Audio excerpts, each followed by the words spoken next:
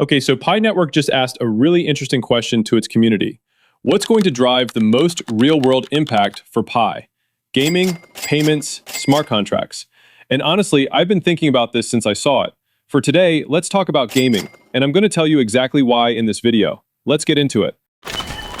So let's start with what just happened. CiDi Games, a Pi Network Ventures portfolio company, launched its beta app in the Pi ecosystem on May 14th, an instant-access HTML5 gaming platform available through the Pi browser. No downloads, no app store, just open Pi browser and play. And the results?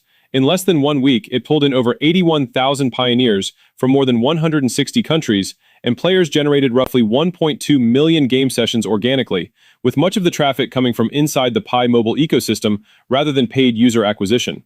Think about what that actually means. No marketing budget, no influencer deals.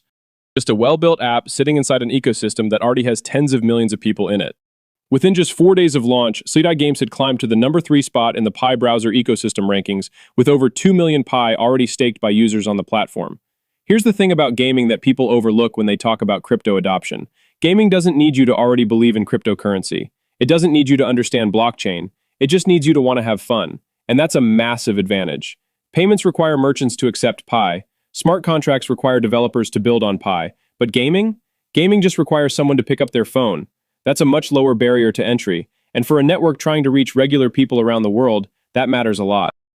CiDi's early metrics suggest Pi's in-app discovery, identity, and wallet features can meaningfully lower friction for both users and studios launching native experiences inside the Pi browser.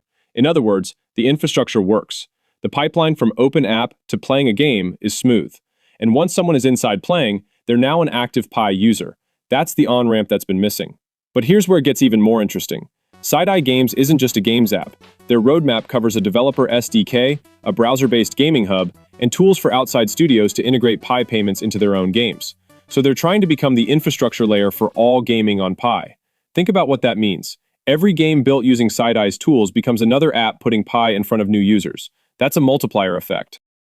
And there's the Pi ELF system. Every pioneer gets a unique companion, permanently tied to their Pi identity, representing the time they've spent in the ecosystem. That kind of retention is incredibly hard to build, and CiDi is building it natively inside Pi. Gaming creates daily habits, it creates community, it creates competition, and all of that drives engagement with Pi in a way that feels natural, not forced. Look, payments are important, smart contracts are important, but here's my honest take. You can't use Pi for payments if people aren't engaged enough to hold Pi in the first place. You can't attract developers if there's no active user base to build for.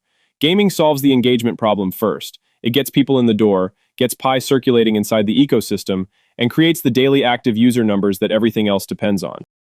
Pi's own positioning is that utility-focused apps can reach real users, drive engagement and monetization, which in turn expands utility across the wider Pi ecosystem.